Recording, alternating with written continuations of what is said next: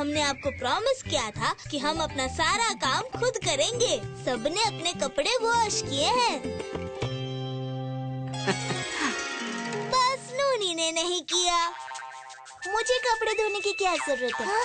इतने कपड़े तो हैं मेरे पास कि अगर मैं महीने भर भी कपड़े ना धोऊं तो भी हर दिन अलग अलग कपड़े पहन सकती हूँ।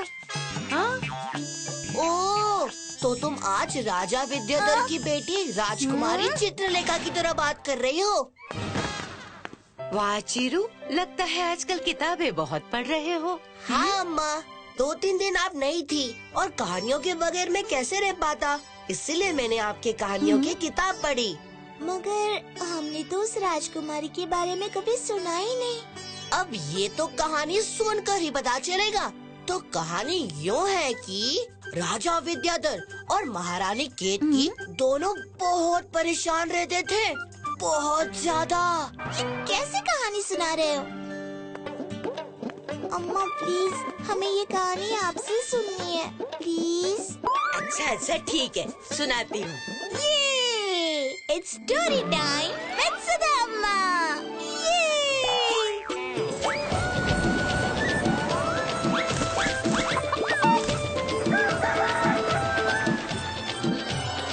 The princess new clothes. Vijayanagar के महाराज विद्याधर और महारानी केतकी दोनों की कोई संतान नहीं थी। उनके मंत्री सारंगा के कहने पर दोनों वन देवी की पूजा करने इच्छावन जा पहुँचे, जहाँ पूजा करने से लोगों की हर इच्छा पूरी होती थी। पूजा करते करते कई दिन और महीने बीत जाते हैं।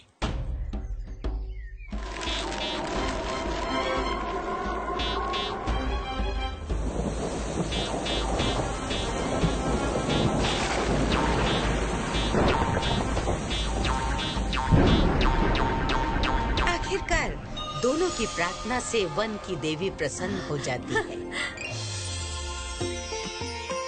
मैं तुम्हारी समस्या जान गई राजन। आज से कुछ ही महीनों के बाद तुम्हारे महल में एक सुंदर राजकुमारी का जन्म होगा, मगर उसमें एक कमी होगी। कमी? कैसी कमी देवी? उससे हर रोज नए वस्त्र पहनना बहुत पसंद होगा, जिसकी इस आदत से तुम्हारे जीवन में बहुत बड़ा संकट आ सकता है। तो बताओ, क्या अभी भी तुम्हें संतान चाहिए? देवी, इतनी बड़ी खुशी के साथ थोड़ी सी तकलीफ मिलती भी है तो कोई बात नहीं। तथास्तु।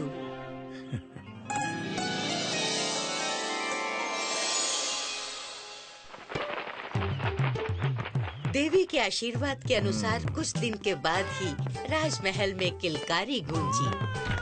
हाँ? बधाई हो महाराज, लड़की हुई है। मेरी प्यारी बिटिया। सुनो सुनो सुनो।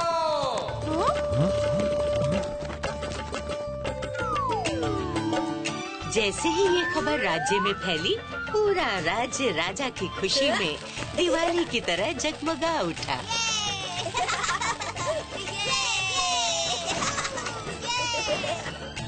जैसे जैसे समय बीता, वैसे वैसे राजकुमारी चित्रलेखा और भी सुंदर होती गई।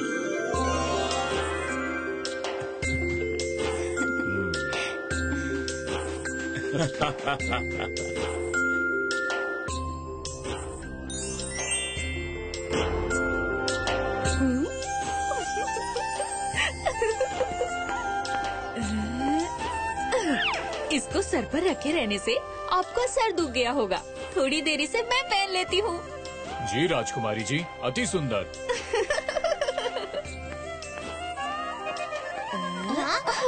अरे ये क्या? रंग सहेज के रखने की नहीं, उड़ाने की वस्तु होती है।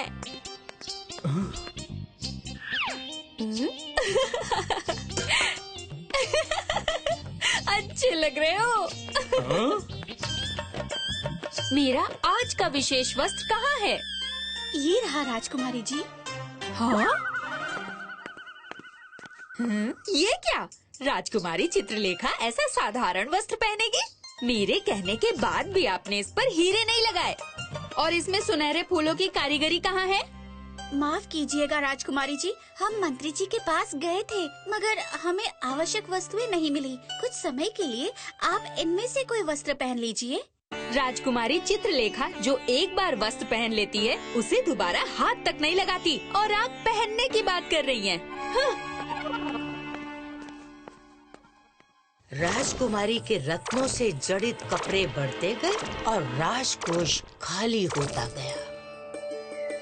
जैसे जैसे चित्रलेखा बढ़ती गई, वैसे वैसे देवी की महाराज को दी गई चेतावनी सच होती दिखती है। राजकोष खाली है? महल में आपके रहते, इतने सैनिकों के रहते इतनी बड़ी चोरी हो गई और किसी को खबर नहीं। जल्द से जल्द वो अपराधी हमारी गिरफ्त में होना चाहिए। महाराज क्षमा कीजिएगा, मगर ये किसी चोर का कार्य नहीं। सारा कोष राजकुमारी के वस्त्र बनवाने में समाप्त हो गए। क्या?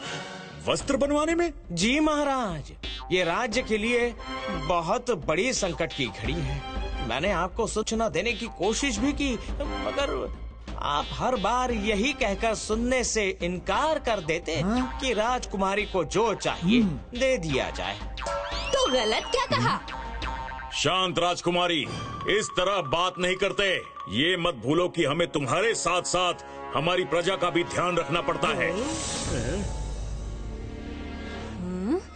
पूरा राज्य चिंता में डूबा हुआ था। समस्या गंभीर देख महाराज को एक उपाय सूझता है। राजा देवी से मदद मांगने के लिए अपनी बेटी के साथ जंगल में आया। हे देवी, मदद करें, आपकी शरण में आया हूँ, दया करें देवी।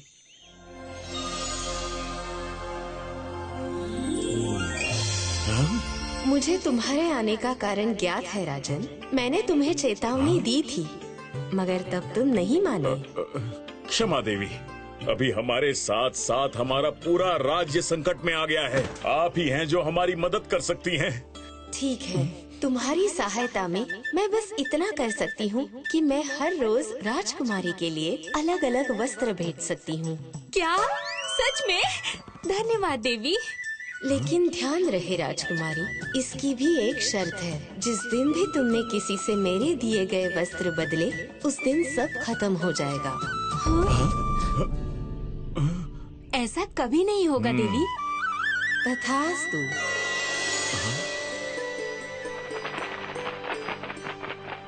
अगले दिन से ही रोज राजकुमारी के लिए नए नए वस्त्र प्रकट हो जाते और उन्हें पहन पहन कर वो बहुत खुश हुआ करती थी। ऐसे ही दिन, महीने, ऋतु बदलते गए, मगर नहीं बदला था तो राजकुमारी का चंचल मन।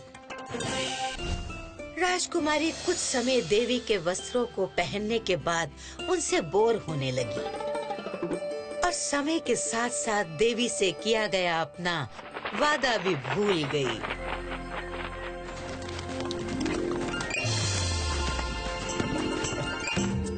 अति सुंदर। मैं सुंदर ही हूँ।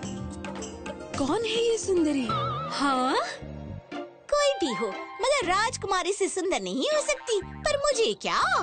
अरे राजकुमारी तो है ही सुंदर। उनके पास कीमती वस्त्र है, आभूषण है, मगर ये तो इन साधारण कपड़ों में भी कितनी खूबसूरत लग रही है।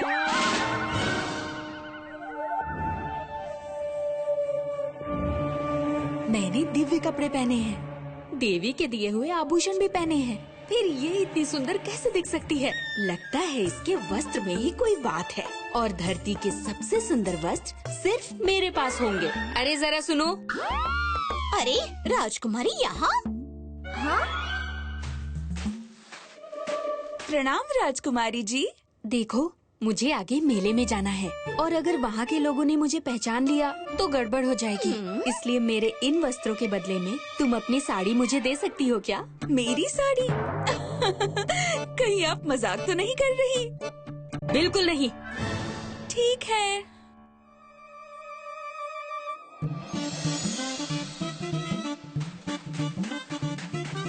हाँ, ये क्या?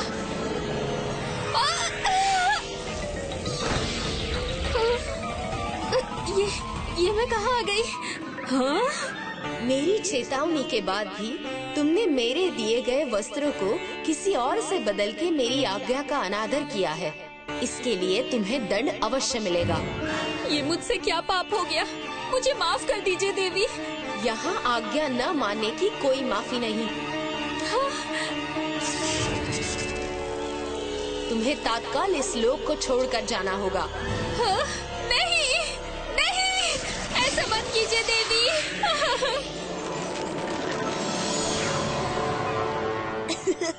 क्या समझी हमारी चित्रलेखा? अरे ये नूनी कहाँ गई? यहाँ हूँ मैं। कहाँ जा रही हो नूनी? मैं जा रही हूँ अपना प्रॉमिस निभाने। भले ही मेरे पास कपड़े बहुत हो, पर प्रॉमिस तो प्रॉमिस होता है ना।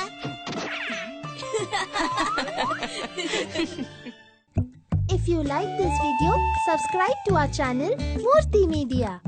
बातों ही बातों में टप से टपके चखे वही जो गप से गपके साबुत सा सच्चा सा किस्सा सुनाने आई हूँ मैं खट्टा मीठा जगाने।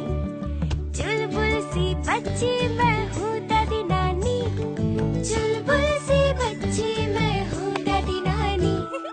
कैसे कहानी अरे कैसे कहानी, मैं हूँ वही प्यारी खुशबू पुरानी।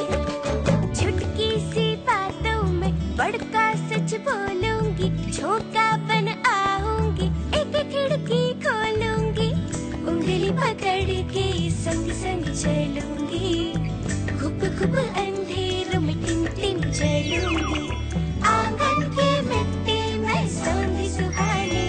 कैसे कहानी अरे कैसे कहानी,